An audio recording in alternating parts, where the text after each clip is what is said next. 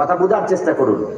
আমরা তো ওই যে কিস্সা কাহিনী শুনতে শুনতে একেবারে অভ্যস্ত, আর এইটুকু এখন আর মানুষ এগুলো শুনতেও চায় না।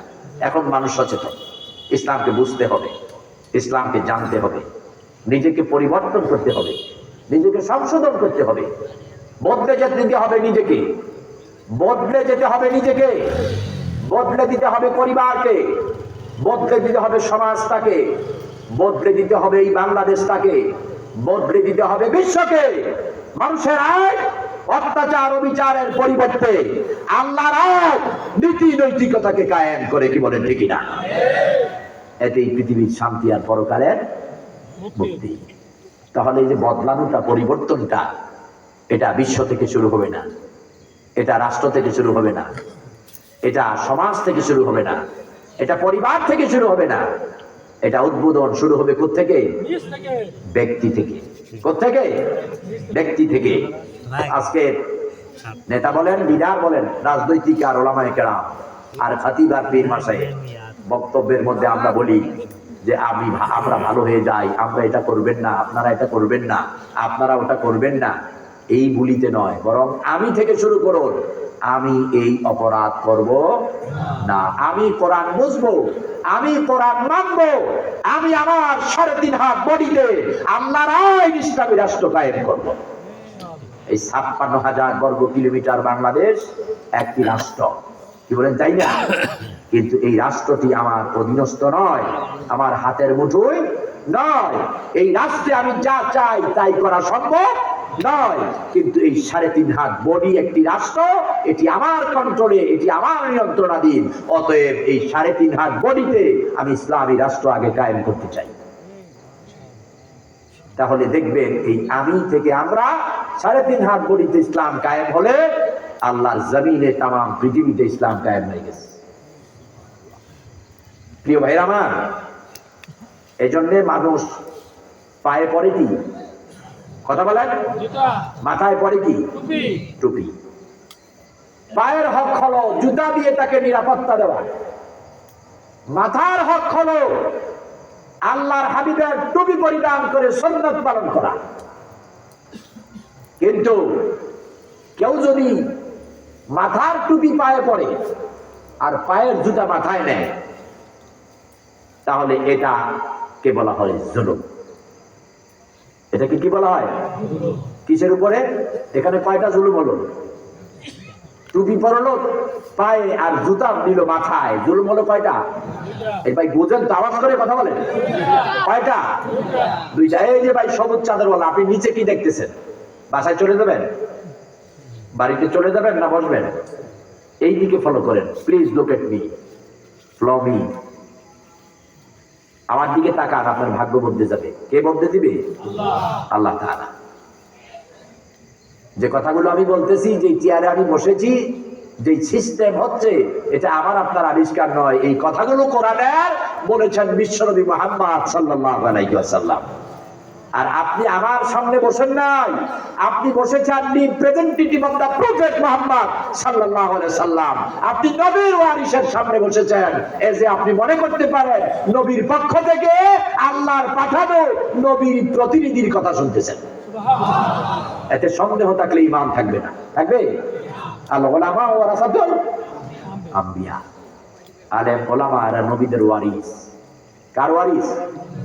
নবীদের ওয়ারিস। তাহলে মাথার টুপি পায়ে আর পায়ের জুতা মাথায়, জুলুম হলো কয়টা? না, জুলুম হলো 4টা। এখানে জুলুম হলো কয়টা? 4টা। বলবেন হুজুর কিভাবে? জুতা তৈরি করা হয়েছে পায়ে পরিধানের জন্য, মাথায় দেবার জন্য নয়। আবার কদাচিৎ রে আর এই জুতাকে আল্লাহ তাআলা মাথায় উঠায় দেয়। কখন? যখন মানুষ আল্লাহকে ভুলে গিয়ে, আল্লাহর আইনকে ভুলে গিয়ে স্বৈরাচার রাষ্ট্রদ্রোহী মানুষকে আল্লাহর পথ থেকে ফিরিয়ে আনে, তখন আল্লাহ তাআলা তার নিজের ইচ্ছায়, তার নিজের আদেশে এই জুতাকে মানুষের মাথায় উঠায় দেয়। এই রেকর্ড পৃথিবীতে আছে না নাই? কারে উঠেছে আল্লাহ? হ্যাঁ,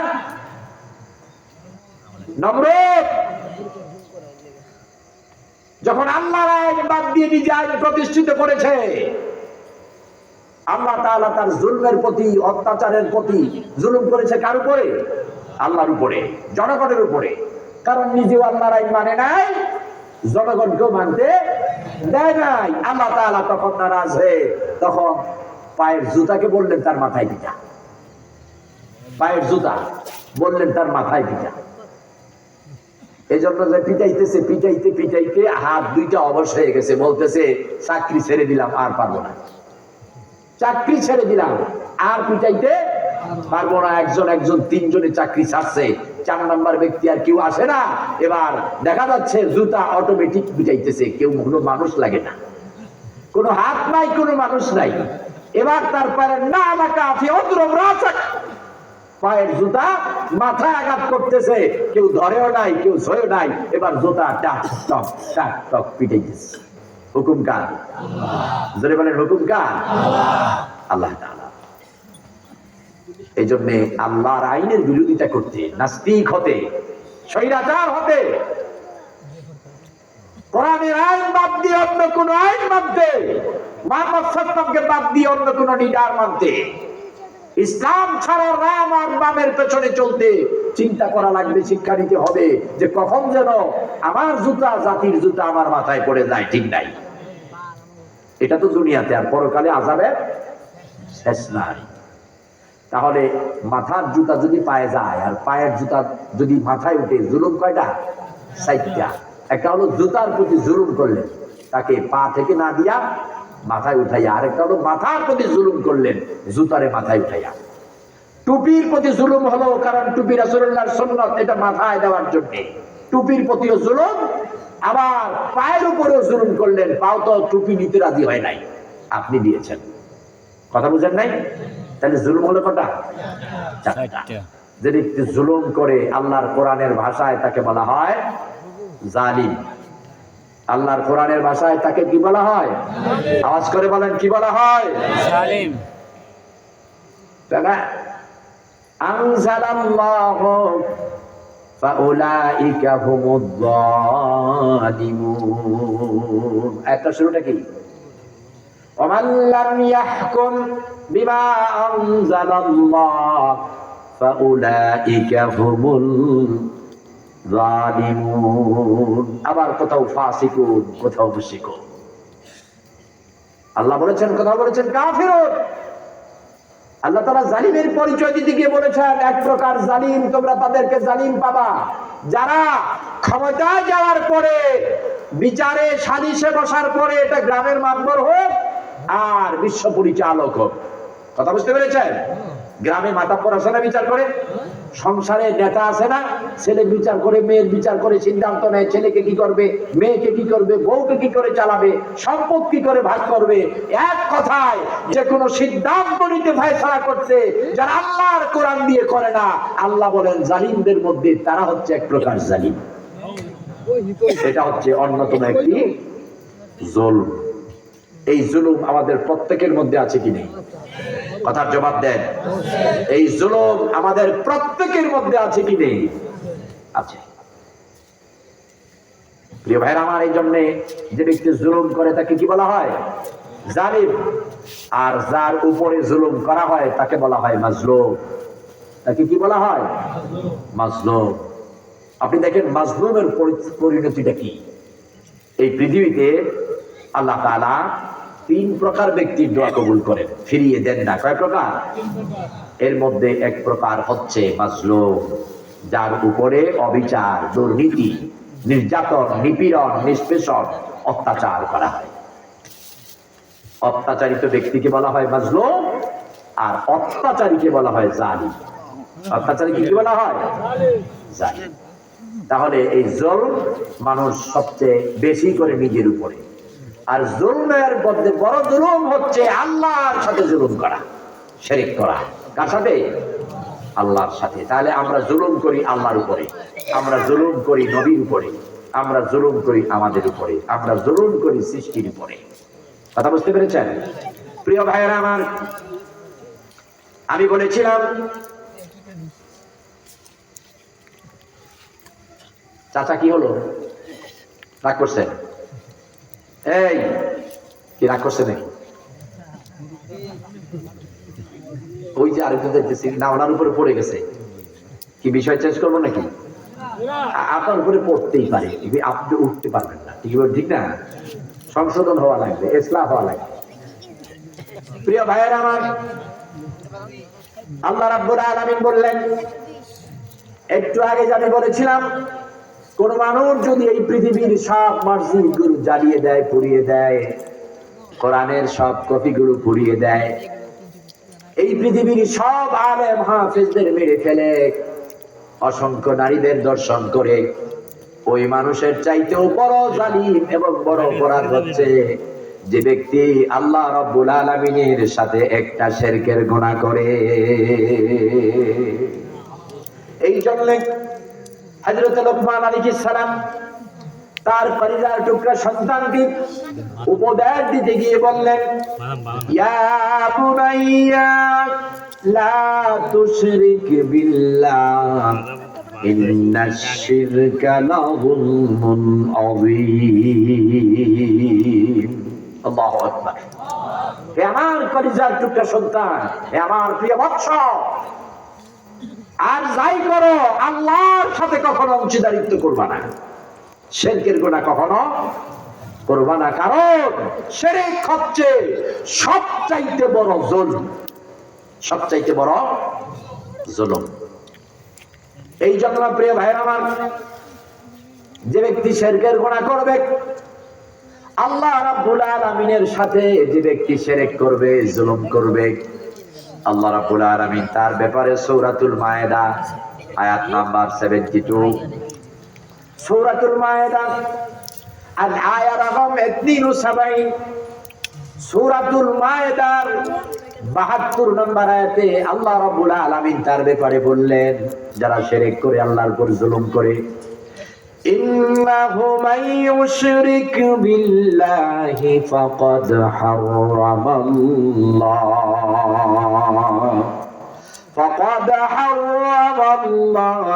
আলাইহিল জান্নাহ ওয়া মাওয়াহুন নার ওয়া মা লিয-যালিমিনা মিন আনসার। আল্লাহ রাব্বুল আলামিন বললেন, যে ব্যক্তি আল্লাহর সাথে জুলুমের গুনাহ করেছে, শিরকের গুনাহ করেছে, অংশীদারিত্ব স্থাপন করেছে, নিশ্চয়ই আল্লাহ রাব্বুল আলামিন আল্লাহর পক্ষ থেকে তার জন্য জান্নাতকে হারাম করে দিয়েছে। জান্নাতকে হারাম করে দেবেন কি? আল্লাহ তাআলা। আল্লাহ যদি বলে আপনার আমার জন্য জান্নাত হারাম, পৃথিবীর কে পারবে জান্নাত দিতে? কোন নবী, কোন রাসূল, স্বয়ং বিশ্ব নবী তাও সম্ভব না, কারণ সুপ্রিম পাওয়ার একমাত্র কার? আল্লাহ তাআলা। প্রিয় ভাইয়েরা আমার, শুধু তাই নয়, জান্নাত হারাম হবে এমনটি নয়, অবশ্যই তাকে জাহান্নামের আগুনে জ্বলতে হবে। আপনি ভাবতে পারেন আপনার হুজুর, আপনার হেমায়েত সাহেব, আপনার পীর মাশায়েখ, আপনার তরিকা, আপনার নবী রাসূল আপনাকে শাফায়াত করে জান্নাত দিবে না। আল্লাহ রাব্বুল আলামিন বললেন, ওয়া মা লিয-যালিমিনা মিন আনসার। নিশ্চয় আপনার জন্য কাউকে সাহায্যকারী, সুপারিশকারী গ্রহণ করা হবে না। তাহলে আল্লাহর সাথে শিরক করা যাবে? করা যাবে না। জোরে বলেন, করা যাবে না। তাহলে যেখানে আল্লাহর আইন চলার কথা, আল্লাহর আইন মানার কথা, ওখানে আল্লাহর আইন না চালাইয়া, আল্লাহর আইন মানা না মেনে কোন আইন তৈরি করা বা মেনে নেওয়া, এটা আল্লাহর সাথে শিরকের অন্যতম গুনাহ। কথা বুঝতে পেরেছেন? এই সেজদা দেওয়া লাগবে কাকে? জোরে বলেন, কাকে? আল্লাহ ছাড়া কোন কবর, কোন মাজার, কোন রওজা, কোন পীর, কোন মাশায়েখ আর কারো কাছেই মাথা নত করা যাবে না। আল্লাহ ছাড়া কারো কাছে চাওয়া যাবে না। সন্তান, সম্পদ, সুস্থতা, সব কিছু চাওয়া লাগবে কার কাছে? এই জন্য আল্লাহ রাব্বুল আলামিন বলেন, সূরাতুল ফাতিহা আয়াত নাম্বার, আপনার সূরাতুল ফাতিহার আয়াত নাম্বার চার আল্লাহ রাব্বুল আলামিন বললেন ইয়াকা না'বুদু ওয়া ইয়াকা নাস্তাঈন। এই পৃথিবীর মানুষ একমাত্র আমার কাছে চাও, আমার ইবাদত করো। ইবাদত হবে কার? ইয়াকা না'বুদু, একমাত্র শুধুমাত্র কেবলমাত্র দাসত্ব কার? গোলামি কার? এই যে ইয়াকা না'বুদের মূল অর্থ হচ্ছে একমাত্র আইন মানা লাগবে, বিধান মানা লাগবে আল্লাহ রাব্বুল আলামিনের। ব্যক্তি, পরিবার, সমাজ, রাষ্ট্রে আইন চলবে কার? বিধান চলবে কার? হুকুম চলবে কার? ভাই এই সৃষ্টিটা কার? এই সৃষ্টিটা কার? এই জমিন সৃষ্টি করেছেন কে? এই আকাশ সৃষ্টি করেছেন কে? আপনি যে বসে আছেন, একটু ভয় আসেনি আকাশটা ভেঙে মাথায় পড়ে কিনা? হ্যাঁ, ঝড় তুফান আসলে আকাশ ভেঙে মাথায় পড়ে যাবে, এই ভয় আছে? আচ্ছা, এখানে প্রচন্ড ভেগে বাতাস আসলে আপনি ভয় করবেন কিনা যে প্যান্ডেল ভেঙে মাথায় পড়ে কিনা? ভয় করবেন কেন? এত পিলার, এত আঙুর, এরপরে ভয়। কিন্তু আল্লাহ আকাশটা বানাইছে, পিলার কয়টা আছে? আমুদ কয়টা আছে? একটাও নাই। প্রিয় ভাইয়েরা আমার, তিনি যে আল্লাহ রাব্বুল আলামিন, তার আইন কেন মানা লাগবে? একমাত্র তার হুকুম কেন মানা লাগবে? তিনি যা পারে আর কেউ পারে না, তিনি যা পারে আর কেউ পারে না। এই পৃথিবীতে একটি ঘর, একটি বাড়ি, একটি শততলা খুঁজে পাবেন না যেখানে পিলার ছাড়া, আমুদ ছাড়া ওই এক চালা করা হয়েছে। আছে নাকি? 6টা টিন দিয়া যদি একটা চাল দিতে যান, তারপরে কম করে হলো 4টা পালার প্রয়োজন হয় কি হয় না? এছাড়া পারা যাবে নাকি? পারা যাবে না। কিন্তু মহান আল্লাহ রাব্বুল আলামিন এত উঁচা, এত উঁচা, বিজ্ঞান কিয়ামত পর্যন্ত আসমান খুঁজে পাবে না। এই পৃথিবীর শুরু আর শেষ সীমানা কোনো মানুষ, কোনো বিজ্ঞান পাবে না। আল মাশরিক ইলা আল মাগরিব, আল শিমাল ইলা আল জুনুব, পূর্ব থেকে পশ্চিম, উত্তর থেকে দক্ষিণ যদি আমরা ভ্রমণ করি, পৃথিবীর সর্বশক্তি দিয়ে, সকল বৈজ্ঞানিক যন্ত্র দিয়ে আবিষ্কার করতে শুরু করলে কিয়ামত হয়ে যাবে। কিন্তু আল্লাহর কসমে আসমানের দূরত্ব আর সীমানা খুঁজে পাওয়া যাবে না।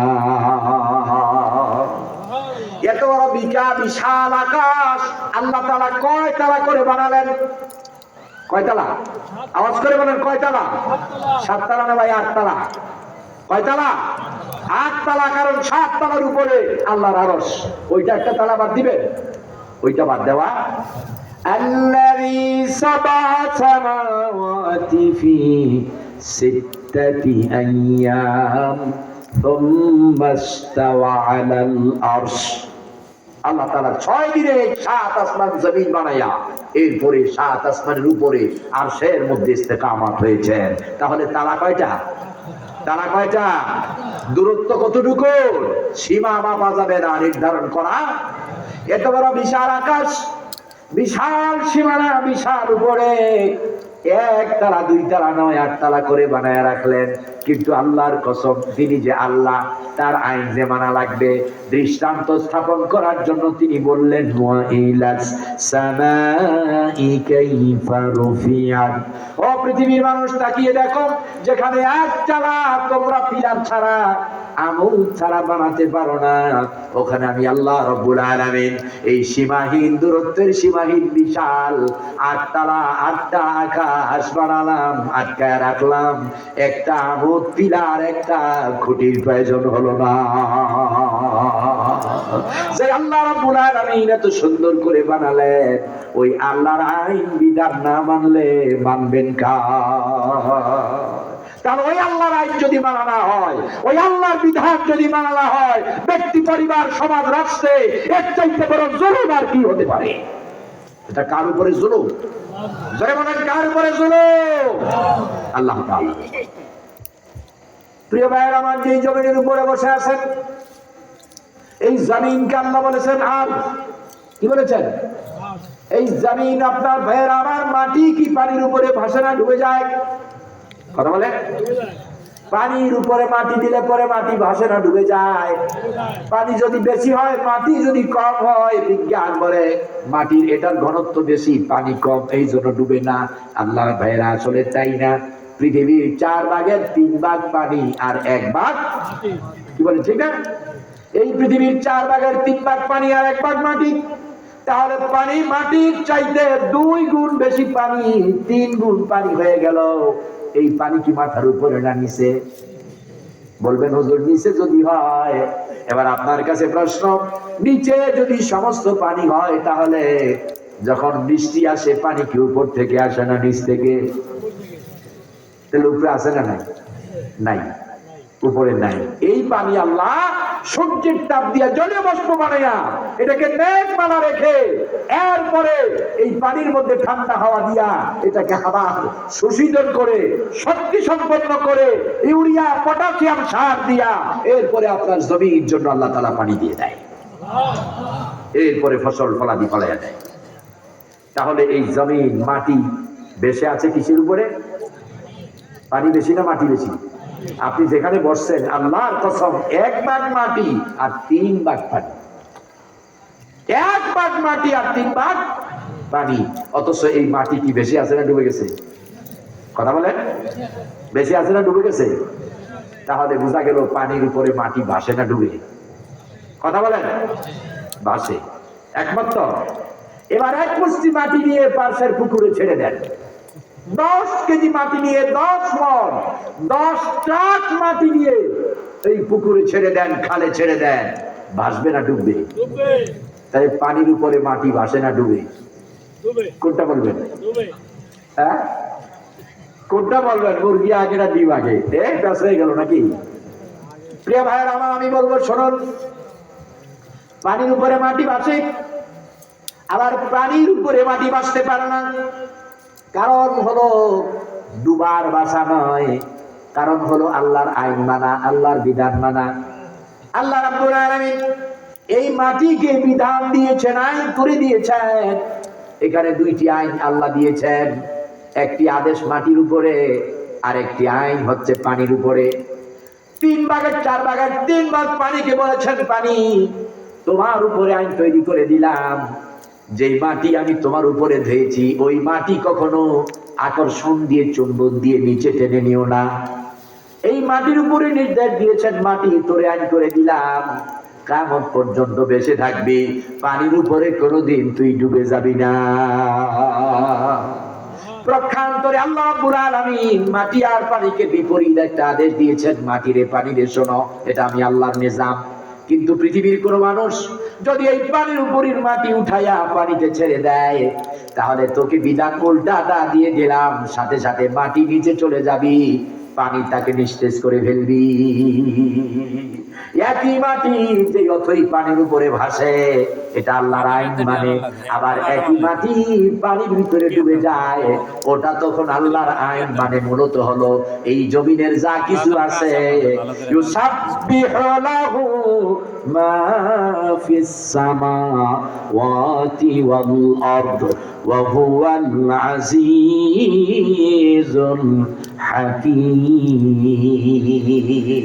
এর মূল কারণ হচ্ছে এই পৃথিবীর যা কিছু আছে সব কিছু আল্লাহ রাব্বুল আলামিনের আইন আর বিধান মেনে চলে। কিন্তু একমাত্র মানুষ আর জিন আশরাফুল মাখলুকাত, লাকাদ কাররামনা বানি আদম, শ্রেষ্ঠ হওয়ার পরেও এই মানুষগুলোকে আল্লাহ স্বাধীনতা দিলেন, এখতিয়ার দিলেন, বান্দারে চাইলে আমার আইন মানবি জান্নাতে যাবি, আর যদি মানতে না চাস স্বাধীনতা আছে জাহান্নামে যাবি। এই স্বাধীনতা পাওয়ার কারণে একমাত্র আমরা মানুষ আল্লাহর উপরে জুলুম করি, তার আইন মানি না। একমাত্র মানুষ আমরা আল্লাহর আইনকে অমান্য করি। তাহলে প্রথম জুলুমটা হচ্ছে কার উপরে? কথা বলেন, কার উপরে? আল্লাহ রাব্বুল আলামিন বলে দিলেন, হুকমু ইল্লা লিল্লাহ, সৃষ্টি কার? যারা বলেন কার? এত সুন্দর আকাশ কার সৃষ্টি?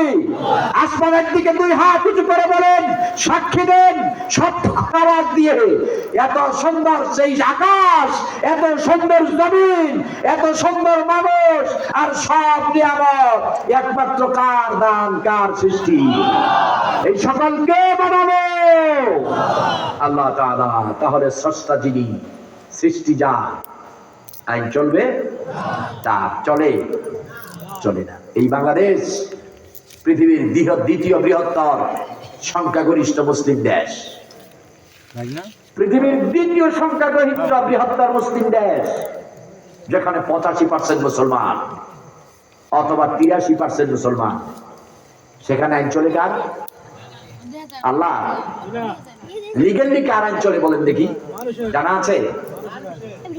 ব্রিটিশদের, ইংরেজদের, যারা অমুসলিম, যারা বলেন there is no God, আল্লাহ বলতে কিছু নাই, ওই আল্লাহ স্বীকারকারী নাস্তিক মুরতাদদের আইনে পৃথিবীর দ্বিতীয় বৃহত্তর সংখ্যাগরিষ্ঠ 84% মুসলমানের দেশ চলে। এটা কি হতে পারে? এটা কি মেনে নেওয়া যায়? কোন মুসলমান কি সেটা মানতে পারে? কিন্তু 50টি বছর হয়ে গেল, 54 বছর না 55 স্বাধীনতা, আমরা এই অমুসলিম যারা বলে দেয়ার ইজ নো গড, আল্লাহ নাই, তাদের আইন মানতেছি। এই আইন পরিবর্তনের কোন চেষ্টা প্রচেষ্টা চালাচ্ছি না। এই জন্য আল্লাহর কসম, আল্লাহর কসম, যে আল্লাহর হাতে জীবন, এই তারা বলে দেয়ার ইজ নো গড, আল্লাহ স্বীকারকারী ইংরেজদের আইন পরিবর্তন করে, মানব রচিত আইনকে পরিবর্তন করে, ব্যক্তি, সমাজ, পরিবার, সমাজ, রাষ্ট্রে আল্লাহর আইন কায়েমের জন্য যারা ঐক্যবদ্ধ হবে না, চেষ্টা চালাবে না, সে যত বড় পীর, যত বড় খতিব, যত বড় আলেম হোক না কেন, মুনাফিক, মুনাফিক, মুনাফিক, তার জায়গা হবে জাহান্নাম। তার কারণ সৃষ্টিজাত বলেন নাকি সবাই মানেন নাই? যারা বলেন নাই তারা মানেন নাই নাকি? তাহলে সৃষ্টিজাত এখনো হয় নাই, সৃষ্টিজাত হুকুম চলবে কার? ইনিল হুকমু ইল্লা লিল্লাহ, নিশ্চয়ই সমস্ত হুকুম কার? যারা বলেন কার? কিন্তু আল্লাহর আইন চলে না। প্রিয় ভাইরা আমার, আমরা আল্লাহর উপরে জুলুম করি, মাজারে সেজদা দিয়া, আল্লাহর উপরে জুলুম করি বটগাছে, মাজারে, রওজায় গিয়া, দরগায় গিয়া, দরবারে গিয়া, আল্লাহর উপরে জুলুম করি হুজুরের তাবিজ দিয়ে ভাগ্য পরিবর্তন, সন্তান এবং ব্যবসায় বরকতের আশায়। অনেকে দেখবেন দোকানে তাবিজ টানে রাখছে, হরার মধ্যে লিখে রাখছে, প্লেটের মধ্যে লিখে রাখছে, আছে না? আল্লাহর উপরে জুলুম। কারণ কি? বেশি বিক্রি হবে, আয় বেশি হবে। মিয়া, বরকত দেওয়ার মালিক কে? ফকির করার মালিক কে? সুস্থতা দান করে কে? আওয়াজ হয় না, সুস্থতা দান করে কে? অসুস্থ বানায় কে? ছেলে মেয়ে সন্তান দান করে কে? আবার নিঃসন্তান রাখে কে? ক্ষমতায় বসায় কে? আবার কাম দইরা দেশ ছেড়ে পালায় যেতে বাধ্য করে কে? আল্লাহ তাআলা। অতএব আইন মানা লাগবে কার? আল্লাহ। অতএব প্রিয় ভাইরা, এই জাগির দুল পাহাড়ের ভাইরা, কোন কবরে, মাজারে, দরবারে, দরগায় সেজদা করা যাবে না, কিছু চাওয়া যাবে না, তাবিজ ভাগ্য দিয়ে ভাগ্য পরিবর্তন করার আশা করা যাবে না।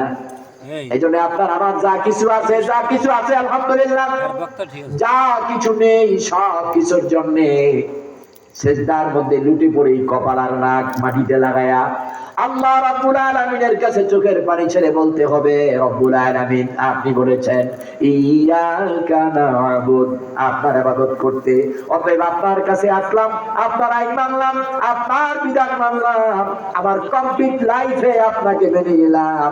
অতএব রব্বুল আলামিন ওয়া ইয়াকা নাস্তাঈন, আমার যা কিছু লাগবে এই সব কিছু একমাত্র আপনার কাছেই চাই।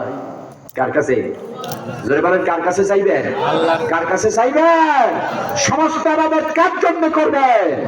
আল্লাহ তাআলার জন্য।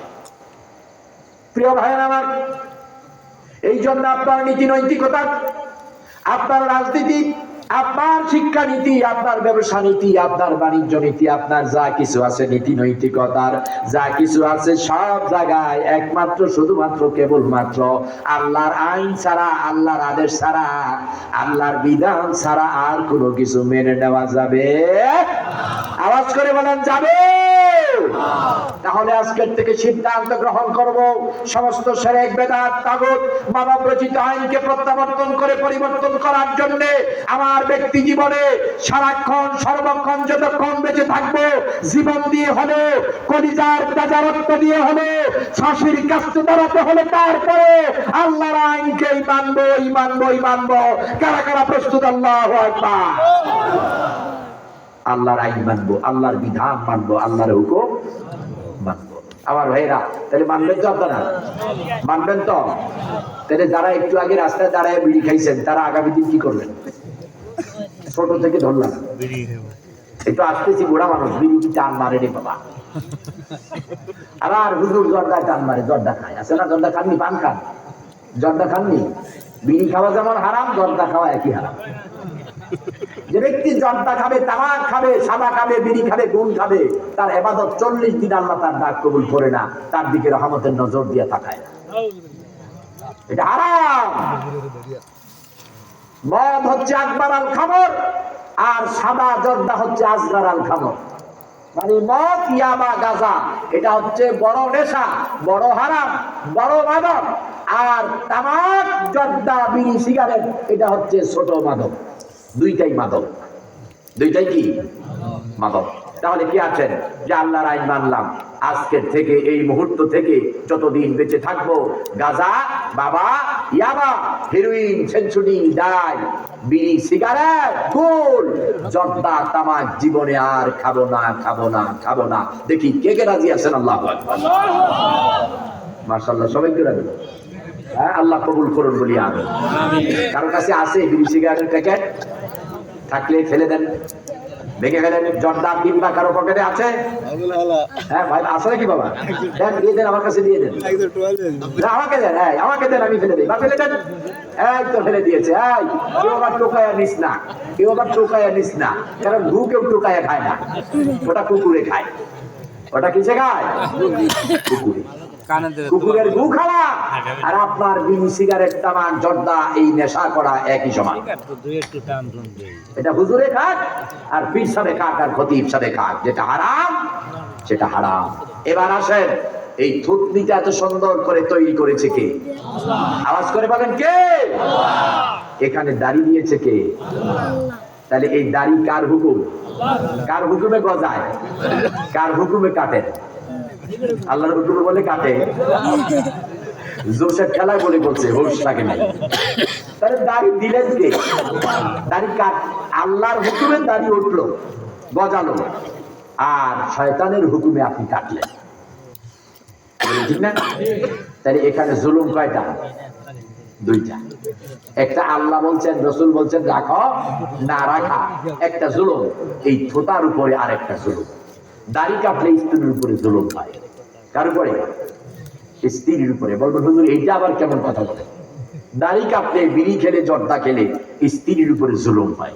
কেমনে? এর কারণ হচ্ছে আল্লাহ তাআলা, এই যুবক এইবার দেখেন তারা কি চিৎকার দেয়, জিল্লান দেয়, কারণ এবার তারা টাকা পড়ায়।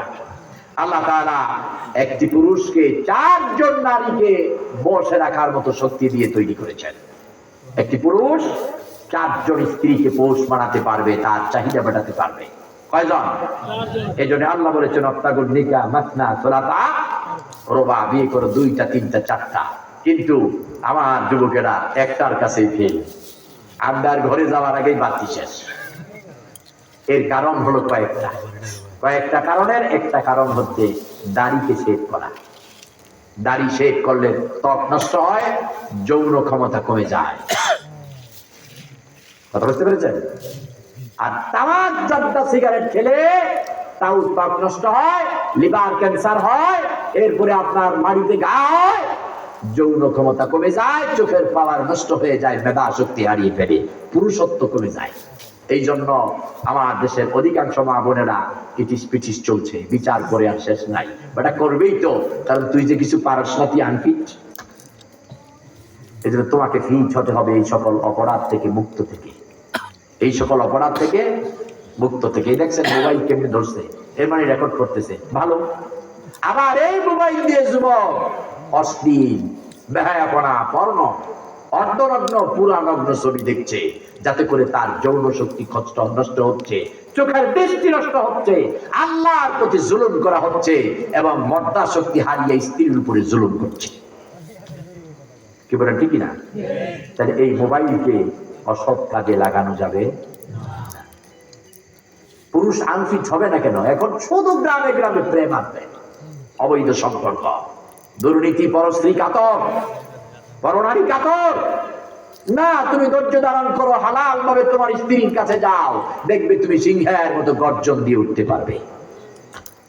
এই জন্য অপরাধ মুক্ত জীবন করো। এই জুলুম যেন আমরা না করি, এই জুলুম যেন আমরা না করি। প্রিয় ভাইয়ের আমার, মোষ রাখছেন বড়, এটাও আপনার খাদ্যের উপরে, আপনার লিভারের উপরে জুলুম করতেছেন।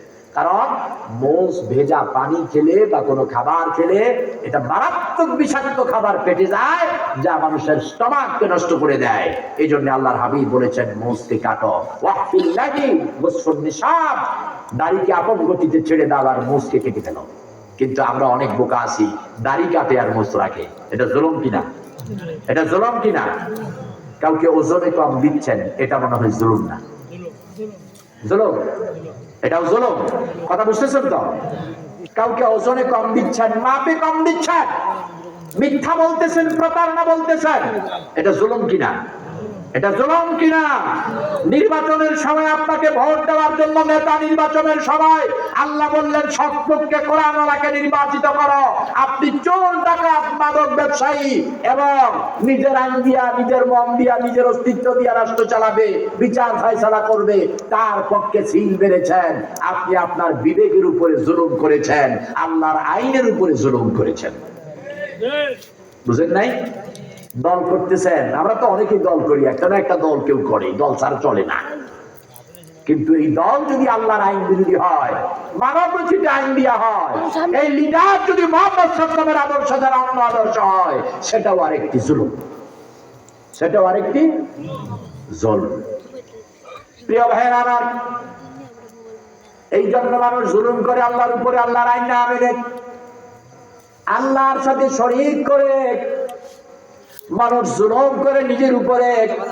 বলবেন হুজুর কিভাবে? আপনার এই দেহটা সুন্দর করে বানালেন কে? কথা বলেন কে? আপনাকে এত নিয়ামত দিয়েছেন কে? আপনার জন্য পরকালে দুইটা জায়গা রেখে দিয়েছেন কে? একটি জান্নাত আর একটি জাহান্নাম। আপনি যদি দুনিয়াতে আল্লাহর আইন মানেন, আল্লাহর বিধান মানেন, জুলুম না করেন, তাহলে আপনার জন্য পরকালে থাকবে কি? জান্নাত, নিয়ামত আর নিয়ামত। আর যদি এই দুনিয়াতে আপনি আল্লাহর আইন, আল্লাহর বিধান না মেনে মানব রচিত আইনে চলেন, নামাজ না পড়েন, রোজা না রাখেন,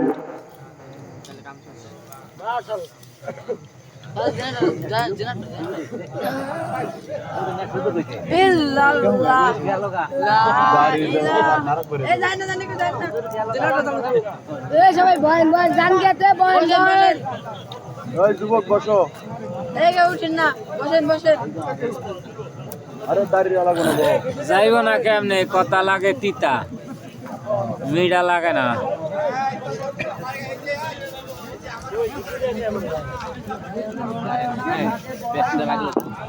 উঠতেছেন কারা? মানে ফাঁকি দিচ্ছেন? হ্যাঁ, এই ফাঁকিটাও তো একটা জুলুম। কারণ আপনি এতক্ষণ বসলেন, একটু কারেন্ট নাই, হুজুরে দেখে না চলে যাই, তা আমি তো আগেই বলছি আপনি চলে যান, তখন তো যান নাই। কি ভাই, এটা ফাঁকিবাজি না? হ্যাঁ, আপনি অন্ধকারে উঠতেছেন কেন? এটা বিদ্যুৎ চলে গেছে, জেনারেটর আসবে, এমন তো না যে কয়েক ঘন্টা চলে যাবে, আসবে না। আলহামদুলিল্লাহ চলে এসেছে, আমরা বলি আলহামদুলিল্লাহ। তাহলে এই জুলুম করা যাবে? এই জন্য আল্লাহ রাব্বুল আলামিন বললেন, রব্বানা যালামনা আনফুসানা ওয়া ইল্লাম তাগফির লানা ওয়া তারহামনা লানাকুনান্না মিনাল খাসিরিন। আমরা এই আয়াতের তাফসীর নিয়েছি এবং আমরা বলেছি শুরুতেই যে ওই আগের বছরের বাবার বয়স 52, ছেলের বয়স 105। আলোচনা তো অনেকটাই করেছি, লাস্ট ফিনিশিংটা হয় নাই, মনে আছে তো? আলোচনাটা করেছি না অনেকটা, কিন্তু লাস্ট ফিনিশিংটা হয় নাই, এটাও আমরা শেষ করব ইনশাআল্লাহ। প্রিয় ভাইয়েরা আমার, মা বাবার খেদমত করলেন না, মা বাবার সাথে সৎ আচরণ করলেন না, এখানে জুলুম হবে দুইটা।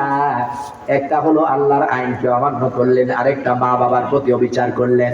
কারণ আল্লাহ রাব্বুল আলামিন বলেছেন ওয়া বিল ওয়ালিদাইনি ইহসান, তোমরা মা বাবার শুধু হক আদায় করো না, মা বাবার উপরে অতিরিক্ত অতিরঞ্জিত ihsan করো।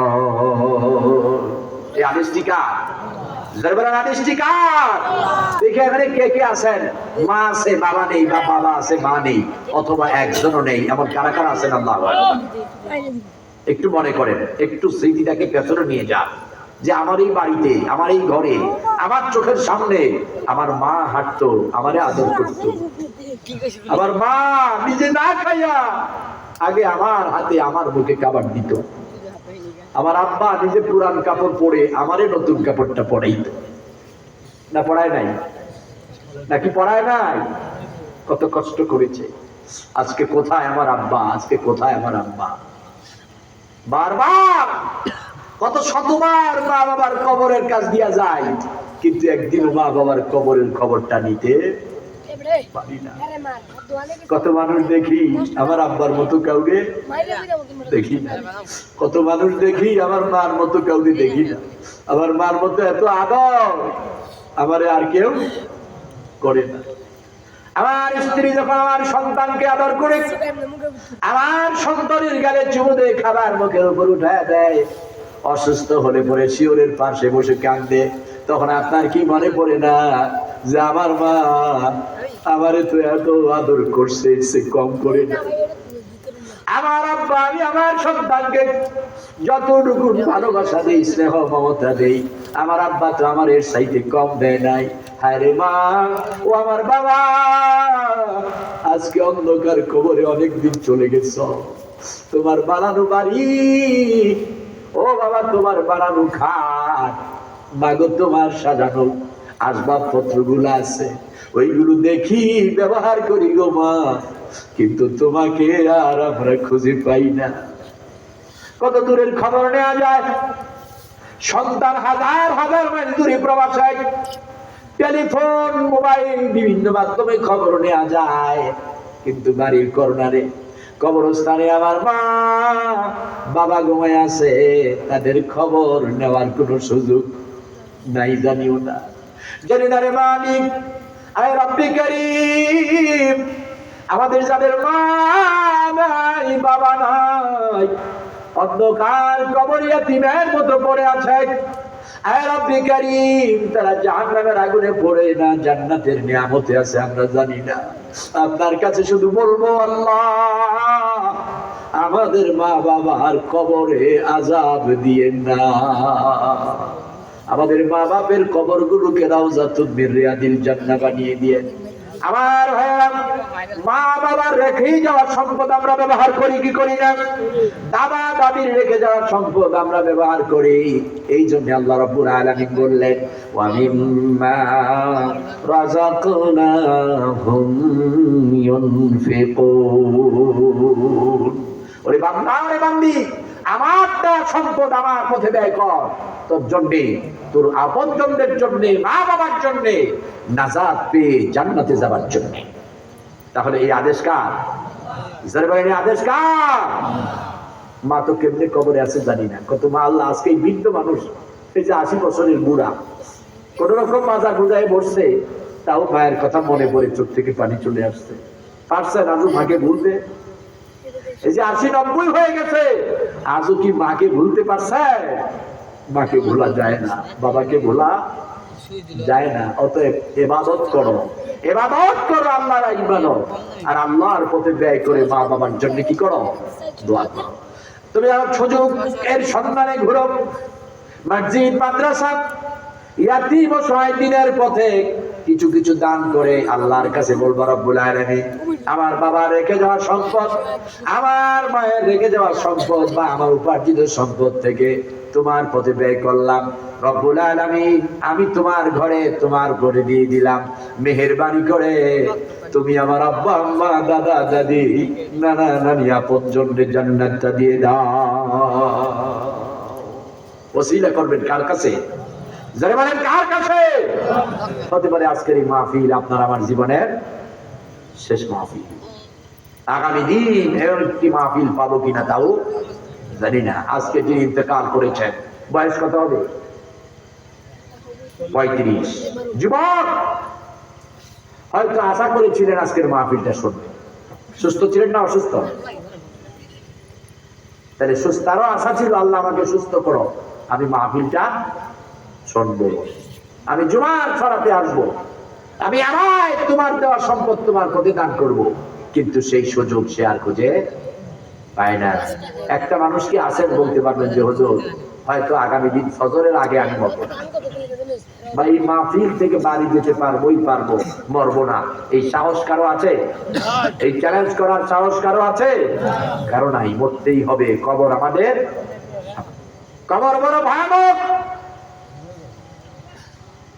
এই জন্য হযরত ওমর রাদিয়াল্লাহু তাআলা যখন কবর দেখতেন কাঁদতে কাঁদতে অস্থির হয়ে যেতেন। একদিনের ঘটনা, কান্নায় ভেঙে পড়লেন, একেবারে অস্থির হয়ে গেলেন, তিনি জ্ঞান হারিয়ে ফেললেন, অচেতন হয়ে গেলেন। সাহাবীরা পানির ব্যবস্থা করলেন, মাটি খনন করলেন, কবর দেবে, গোসল দেবে। ওমর মরে গেছে। অনেকক্ষণ পরে ওমর আল্লাহ আল্লাহ আল্লাহ বলে যখন শ্বাস ফেললেন, তারা বললেন ওমর আমরা তো মনে করেছিলাম মরে গিয়েছেন, আপনি কবর দেখলে এত বেহুশ হয়ে যান, এত নার্ভাস হয়ে যান, কারণ কি? হযরত ওমর বললেন নবীর সাহাবীরা জাহান্নামে গেল অন্য কেউ আছে, কিন্তু কবর এমন দেশ যেখানে আমি ওমরের সঙ্গী আর কেউ হবে না। এটা প্রথম স্টেশন। এই কবরে যাওয়া লাগবে কি লাগবে না? চিন্তা করে দেখো না কবরে কি যাইবা না, চিন্তা করে দেখো না কবরে কি যাইবা না। কারো কবর আগুন ভরা, কারো কবর আগুন ভরা, কারো কবর জান্নাতের ওই ঠিকানা। চিন্তা করে দেখো না কবরে কি যাইবা না। আপনি আপনার কবরটা কি চান, আগুন না জান্নাত? আগুন না জান্নাত? প্রিয় ভাইরা আমার, এজন্য আমি আলোচনা খুব লম্বা করব না, সেই পিতা ও পুত্রের আলোচনাটা শেষ করবো ইনশাআল্লাহ। আর এই জুলমের ব্যাপারে ফিনিশিং কথা বলে আমরা শেষ করে দেব। এর ফাঁকে এই মসজিদ মাদ্রাসার একটু খেদমত করতে চাই। আপনারা অত্যন্ত দানবী, আপনারা বিশাল মনের অধিকারী, আপনারা অত্যন্ত সৎ লোক, জান্নাতি মানুষ। কারণ আমি প্রথম বছর যখন শুরু করেছি তখন এখানে মসজিদও ছিল না, মাদ্রাসাও ছিল না। আজকে এসে আলহামদুলিল্লাহ কি সুন্দর টাইলস মসজিদ দেখলাম, মাদ্রাসা দেখলাম। আমার মন বলছে এখানে আমার জীবদ্দশায় হয়তো আমি জামিয়া বিশাল বড় মাদ্রাসা দেখে যাবো ইনশাআল্লাহ। এখান থেকে আলেম, মুফাসসির, মুহাদ্দিস বের হবে ইনশাআল্লাহ। তাহলে এই যে মসজিদ মাদ্রাসা করেছেন এটাতে আপনাদেরই দান, আপনাদের অনুদান, কি বলেন ঠিক না? আপনি আমি থাকবো না, সম্পদও থাকবে না, কিন্তু এইগুলো থাকবে কি না? থাকবে।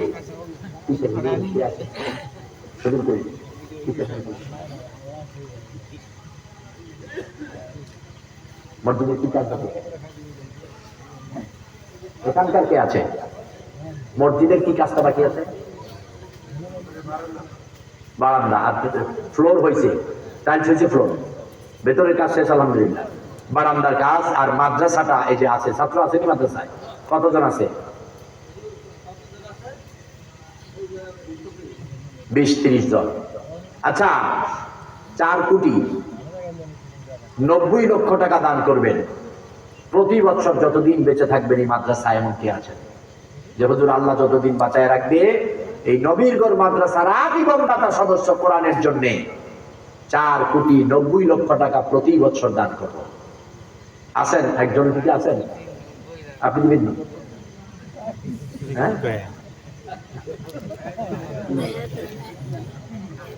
4,90,00,000 প্রতি বছর দিবেন ইনশাআল্লাহ রমজান মাসে। এখন তৌফিক নাই, তৌফিক নাই, তৌফিক দিলে দিবে। সাক্ষী তো আপনারা? আচ্ছা, এখানে কে আছেন যে আল্লাহ তৌফিক দিলে আমি 4,90,00,000 টাকা বাৎসরিক দেবো? দেখি আর কে কে রাজি আছেন আল্লাহ তৌফিক দিলে? তৌফিক দিলে সবাই রাজি আছেন? আলহামদুলিল্লাহ, আলহামদুলিল্লাহ। তাহলে ভাই আল্লাহ কিছু তৌফিক দিয়ে দিছে। আপনি যদি রমজান মাসে এই মাদ্রাসায় 1,000 টাকা দেন, কত হাজার? কয় হাজার? আচ্ছা, প্রতি বছর আজীবন রমজান মাসে 1000 টাকা দেওয়ার তৌফিক কার নাই? দেখি আতুর আব্দুল হুজুর, আমার নাই। তাহলে সবার আছে তো? তাহলে আপনি যদি প্রতি রমজানে মাত্র 1000 টাকা দেন, আল্লাহ তাআলা আপনাকে 4,90,00,000 টাকা দানের সওয়াব দেবেন। বলবেন হুজুর কেমনে? আল্লাহ বলছেন সাবা সানাবিলা ফি কুল্লি সুমবুলাতিন মিয়াতু হাব্বা। 1 টাকা দিলে আল্লাহ দিবে 700। তাহলে আপনি 1000 দিলে আল্লাহ দিবে 7 লাখ। আপনি দিবেন 1000, আল্লাহ সওয়াব দিবে কয় লাখ? 7 লাখ। নবীজি বলেছেন রমজানে দিলে আরো 70 গুণ সওয়াব বেশি। তাহলে 7 7 49, 4,90,00,000 টাকা দিবেন মাত্র 1000। Golden chance. কত বড় বিশাল লটারির মতো গোল্ডেন চান্স। টাকা দিবেন কত? 1000। করে না কত? মাত্র 1000, কিন্তু সওয়াব পাবেন 4,90,00,000 টাকা। সকলেই হাত তুলছেন, আল্লাহ তৌফিক দিলে দেব। এই যুবকেরা, এই কি আমি কি তোমাদের পকেটে হাত দেবো নাকি? বসো। এই চায় না, বসো। এই কি শোনে না আজরাইল বাহিনী? আজরাইল আছে, এই দেখে যায়, এই মাফলার ওটা দিগায়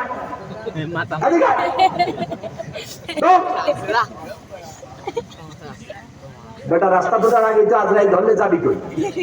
একটু পরে তো তোর জানাজায় দাঁড়াতে হবে হয়তো। আমরা কই যাইবা? যাওয়ার জায়গা নাই, আছে নাকি যাবা? মরণ হতে তুই পালাও, মরণ তোমায় লইবে ঘিরি, যদিও তুমি লুকিয়ে বেড়াও সুদূর আকাশ পথে লাগিয়ে সিঁড়ি। পালাবার জায়গা নাই, কই যাও? পরম সৌভাগ্য যে কোরআনের মাহফিলে কে আসতে দিয়েছে? আসতে দিয়েছে কে? রব্বুল আলামিন। জীবনে আর যাই করেছি, ও আল্লাহ তাআলা তোমার নবীর ঘর মাদ্রাসার মধ্যে বাৎসরিক জীবনে 1000 টাকা দিয়েছিলাম। ও আল্লাহ, আলেম বলেছিল 4,90,00,000 টাকার সওয়াব হবে। আজীবন কোরআনের মাদ্রাসার দাতা সদস্য ছিলাম। এই ওসিলায় তুমি আমাকে মাফ করে দাও। হয়তো আল্লাহ ডেকে বলবে, যা বান্দা, তোর আমলটা আমার কাছে ভালো লেগেছে, মাফ করে দিলাম, জান্নাতে চলে যা। তখন এটা নাজাতের ওসিলা হবে না? কয়েকজনে লেখে উযাইর আলাইহিস সালাম যখন দেখলেন জেলখানার মধ্যে তাকে ভরে ফেলা হলো, বাবার কবরের পাশে কাঁদলেন। এরপরে বললেন, ও বাদশা, আমি তোমার পিতা, মনে আছে এতটুকু?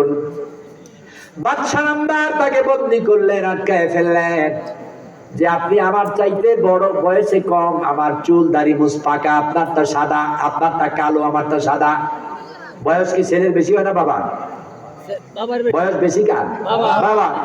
তাহলে বাবাকে দেখা যাচ্ছে যুবক, আর সন্তানকে দেখা যাচ্ছে বৃদ্ধ। বৃদ্ধ উযাইরের ছেলে বলতেছে, আমার বয়স 105, আর আপনি যুবক। আপনি কেমনে বলতেছেন যে আপনি আমার বাবা? আপনি কেমনে বলতেছেন আপনি আমার বাবা?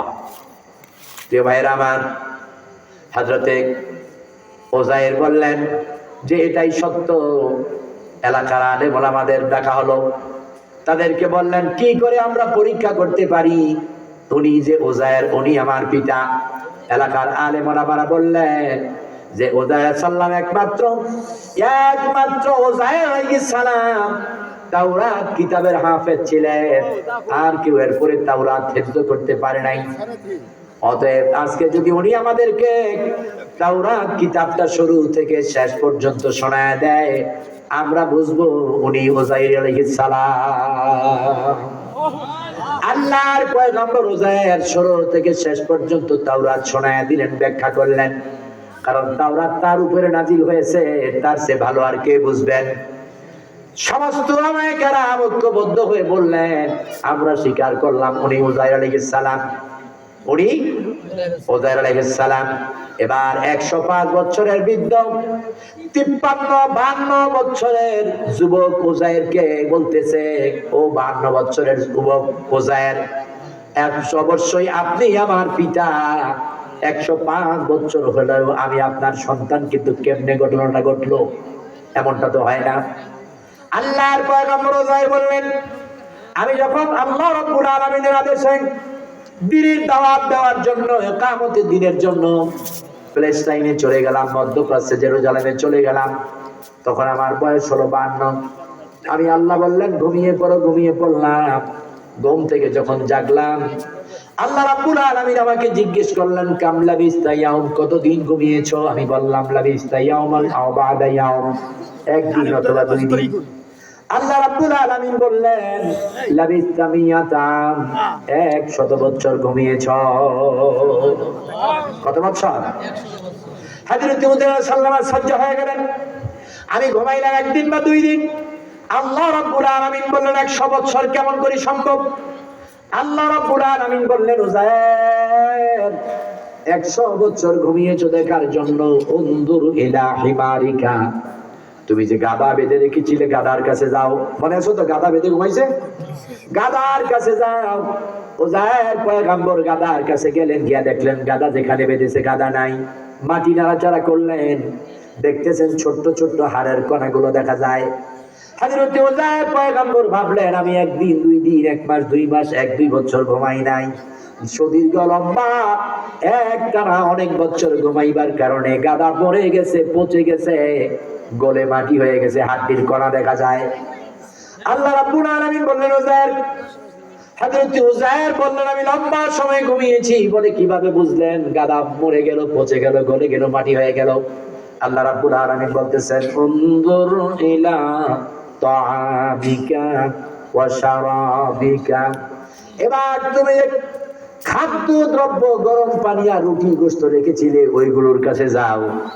উযায়ের পয়গম্বর ভাবলেন গাধা মরে গেল, পচে গেল, মাটি হয়ে গেল, রুটি গোশতর অস্তিত্ব থাকবে না, গরম পানি থাকবে না। কিন্তু হযরত উযায়ের পয়গম্বর রুটি গোশত গরম পানির কাছে যখন গেলেন দেখতে পেলেন ওই রুটি গোশত গরম পানিগুলো যেভাবে রেখেছে ওইভাবে এখনো গরম ধোঁয়া উড়ে যায়, যেমনি রাখছে ওই অবস্থায় আছে। আশ্চর্য হয়ে বলেন আল্লাহ রাব্বুল আলামিন তাহলে কিভাবে সম্ভব? আল্লাহ রাব্বুল আলামিন বললেন উযায়ের এই রুটি আর গোশত তুমি খাও, কারণ ঘুম থেকে জাগলে পরে তোমার ক্ষুধা লাগবে। তুমি দিনের কাজে, একামতে দিনের কাজে এসেছো। আমার জমিনে যারা আমার দিন কায়েম করতে চায় আমি তাদের জন্য সহজ করে দেই, খাদ্যের আয়োজন করে দিয়েছি, এগুলা খাও। কুলু ওয়াশরাবু লা তাসরিফ, খাও, পান করো, অপচয় করো না। হযরত উযায়ের সাল্লাম খাইলেন, পান করলেন। এরপরে আল্লাহ রাব্বুল আলামিন বললেন উযায়ের এবার তুমি তোমার গাধার কাছে যাও। উযায়ের পয়গম্বর গাধার কাছে গেলেন, মাটি নাড়াচাড়া করলেন, মাটির উপরে হাত দিয়ে আল্লাহর জিকির করলেন। দেখা গেল কয়েক মিনিটের মধ্যে মাটি নাড়াচাড়া করে গোশত হলো, চর্বি হলো, রক্ত হলো, হাড্ডি হলো, একত্রিত হয়ে যেই গাধা বেঁধে রেখেছিলেন মরে পচে গলে গেছে, ওই গাধা মাটির ভিতর থেকে দাঁড়াইয়া সালাম জানাইয়া দিলেন। এবার উযায়ের বললেন সন্তান আমার, আমি যখন ঘুমিয়েছিলাম আমার বছর হলো 52, দুনিয়ার সময় চলেছে, আমার সময় চলে নাই। আমি যখন ঘুমিয়েছিলাম তোমার বয়স তখন 5, আমি 100 বছর ঘুমিয়েছি, তোমার হয়ে গেছে 105 বছর, কিন্তু আমার 52 রয়ে গেছে। যে অবস্থায় আল্লাহ রাব্বুল আলামিন ঘুম পাড়ালেন ওই অবস্থায় উঠাইয়া দিলেন। অতএব আমি ঘুম থেকে জাগলাম, আমার বয়স 52 থেকে গেল, আর 100 বছর ঘুমাইবার কারণে আমার সন্তানের তোমার বয়স 105 হয়ে গেল। এবার বুঝে আসছেন? একামতে দ্বীনের কাজে আল্লাহর পথে বেরুলে আল্লাহ তাআলা সব কিছুকে কি করেন? সহজ করে দেন। অতএব আমরা বলবো অনেক দেখেছি, আর কিছু দেখতে চাই না। আগামীর দিন এই বাংলাদেশে ইসলামের বিজয় দেখতে চাই, আল কোরআনের শাসন দেখতে চাই। পারবেন তো ইনশাআল্লাহ? একামতে দ্বীনের কাজে শরীক হতে চাই। কারা কারা পারবেন? আল্লাহু আকবার। আল্লাহ কবুল করুন, মঞ্জুর করুন, বলি আমিন। ভাই মাসিক এই যে বাৎসরিক কয়জন হয়েছে? 55, আলহামদুলিল্লাহ। তাহলে আজকে শুরুতেই যদি 55 হয় তাহলে মোটামুটি 2-3 বছরে 313 হবে না ইনশাআল্লাহ? আপনারা আপনাদের আত্মীয় স্বজনকে অ্যাড করবেন, গ্রামের অন্য মানুষকে অ্যাড করবেন। ওই যে হুজুর বলছে দেয় না, কে বলছে দেয় না? আপনি নেন না। আমি বলবো আপনি নেন না। এটা একটা বুক আকারে করে নেবেন, একেবারে কম্পিউটার কম্পোজ প্রিন্ট, নাম, পিতা, গ্রাম, ফোন নাম্বার। রমজানের 1 মাস আগ থেকেই যোগাযোগ করবেন, তাদেরকে নিয়ে একটা অনুষ্ঠান করবেন, বসবেন, প্রয়োজনে একদিন ইফতার মাহফিলের আয়োজন করবেন, একসাথে ইফতার করবেন, টাকাটা নেবেন। 1000 টাকায় 4 কোটি 90 লক্ষ টাকার সওয়াব। আল্লাহ প্রত্যেককে কবুল করুন বলি আমি। নগদ কত? জলিল ফকির নগদ 500 টাকা। এর বাবা মার কবর আল্লাহ জান্নাতবাসী করে দেন বলেন আমি। বাচ্চু শিকদার নগদ 500, আল্লাহ কবুল করেন বলেন আমি। জোরে বলেন আমি। সন্তানকে দিন শিখান নাই, ইসলামী আন্দোলনে দেন নাই, আপনার প্রতি জুলুম করেছেন, সন্তানের প্রতি জুলুম করেছেন। স্ত্রীর হক আদায় করেন নাই, মহারণা দেন নাই, তার প্রতি জুলুম করেছেন। এজন্য আমরা সব জুলুম থেকে বাঁচবো ইনশাআল্লাহ। 5 জন হয়েছে নাকি? এবার আপনাদের কাছে উন্মুক্ত ছেড়ে দিলাম, 1টা 2টা 3টা কেটে। আল্লাহুম্মা বারিক আলা মুহাম্মাদ ওয়া আলা আলিহি ওয়া আসহাবিহি আজমাইন, আল্লাহুম্মা আমিন। لا إله إلا الله حليم كريم، لا إله إلا الله رب العرش العظيم، لا إله إلا الله وحده لا شريك له، له الملك وله الحمد، يحيي ويميت وهو على كل شيء قدير. ربنا ظلمنا أنفسنا وإن لم تغفر لنا وترحمنا لنكونن من الخاسرين. ربنا آتنا في الدنيا حسنة وفي الآخرة حسنة وقنا عذاب النار. رب ارحمهما كما ربياني صغيرا، رب ارحمهما كما ربياني صغيرا. اللهم أجرنا من النيران، اللهم أجرنا من النيران. اللهم إنا نسألك ورضاك وجنتك الفردوس. اللهم اغفر لنا ذنوبنا جميعا، اللهم اغفر لنا ذنوبنا جميعا. أي رب كريم رب العالمين، এই জায়গির দুল পাহাড় মসজিদুত তাকওয়া, তাকওয়া কমপ্লেক্স, মসজিদুত তাকওয়া, মাদ্রাসাতুত তাকওয়া, তাকওয়াত মাকবারাতুত তাকওয়া, আল্লাহ তাআলা এই কমপ্লেক্সে বসে কোরআন সুন্নাহর বয়ানের পরে মধ্যরাতে হাতগুলো বাড়ায়া ধরলাম, মন ভরে দান সাদাকা করলো, কোরআনের কথাগুলো শুনলো, 2 দিন ব্যাপী আয়োজন চললো। মেহেরবানি করে সবগুলো কবুল আর মঞ্জুর করে নেন রব্বুল আলামিন। যারা জায়গা দিয়েছে, অর্থ দিয়েছে, বুদ্ধি পরামর্শ দিয়েছে, উদ্বোধন লগ্ন থেকে ছিল, অনেকে হয়তো দুনিয়াতে আজ আর নেই, মেহেরবানি করে তাদের কবরগুলো জান্নাতের টুকরা বানায়া দেন। আমরা যারা হাত তুলেছি, আল্লাহ আমাদের অনেকের মা বাবা দুনিয়াতে বেঁচে নেই, কতদিন হয়ে গেল রে মালিক, মা বলে ডাকতে পারি না, মায়ের মিষ্টি মধুর কণ্ঠের আওয়াজ শুনি না, মায়ের চেহারাটা চোখের সামনে ভাসে দেখি না, বাবা দেখি না। আমাদের মা বাবাকে জান্নাতের মেহমান বানায়া দেন, মা বাবার কবরগুলোকে রাউযাতুম মির রিয়াদিল জান্নাহ বানায়া দেন। আমাদের মা বাপের সাইয়্যাত গুলো হাসানাত দিয়ে বদলায়া দেন। আমাদের অসুস্থতা থেকে সুস্থতা দান করেন, আমাদেরকে মুত্তাকি মুমিন বানায়া দেন। আল্লাহ তাআলা এই মসজিদকে তাকওয়ার মসজিদ, মসজিদে নববীর মতো কবুল করে নেন। আল্লাহ তাআলা মেহেরবানি করে আল্লাহ এই মাদ্রাসাকে জামিয়া, আল্লাহ হাদিস, তাকাসসুস, তাফসীর এবং ফিকহের ব্যবস্থা করে দেন।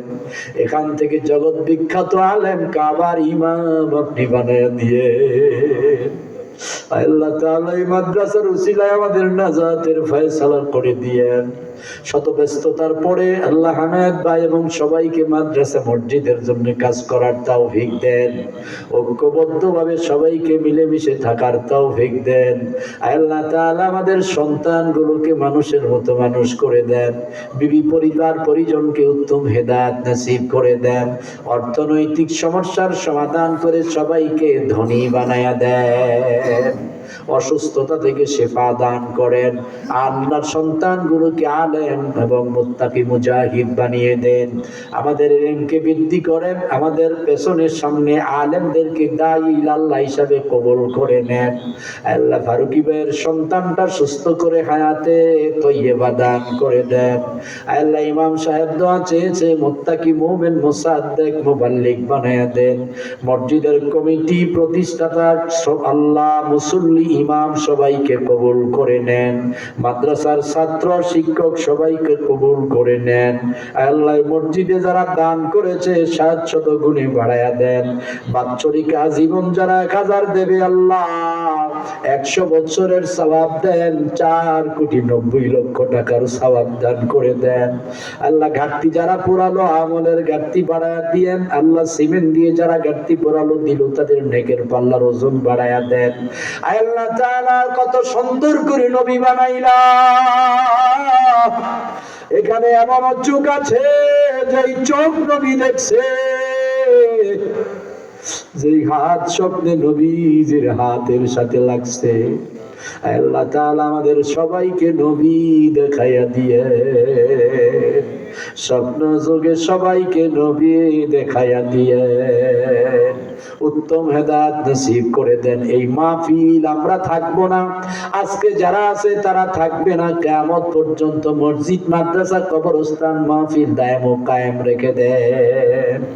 সুবহান রাব্বিকা রাব্বিল ইজ্জাতি আম্মা ইয়াসিফুন ওয়া সালামুন আলাল মুরসালিন। আল্লাহ যেই বাড়িতে মেহমানদারি করেছে, কষ্ট করেছে, তাদেরকে কবুল করেন। আবারও বলছি, আল্লাহ আমাদের আব্বা আম্মার কবরগুলো জান্নাতের টুকরা বানায়া দেন। জানি না রে মালিক,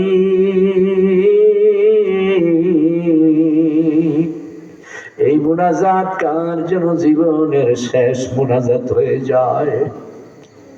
আল্লাহ কার মউতে খবর আজরাইলের কাছে আইসা গেছে, না জানি আমার কাফনের কাপড় বাজারে তৈরি হয়ে গেছে, না জানি আমার বাসমরা কবরস্থানের বাস পাইকা রেডি হয়ে গেছে, জানি না আল্লাহ কার জন্য যেন জীবনের শেষ সময় এসে গেছে। আমাদেরকে মাফ করে দাও, আল্লাহ ওয়ালা বানায়া দাও, তওবা কবুল করে নাও। আল্লাহকে মায়া করে ডাক দেন, আল্লাহ আল্লাহ আমাদের আল্লাহ, পাপ করেছি, ভুল করেছি, আর করিব না। আমাদের জীবনে আল্লাহ গুনাহ রাইখো না।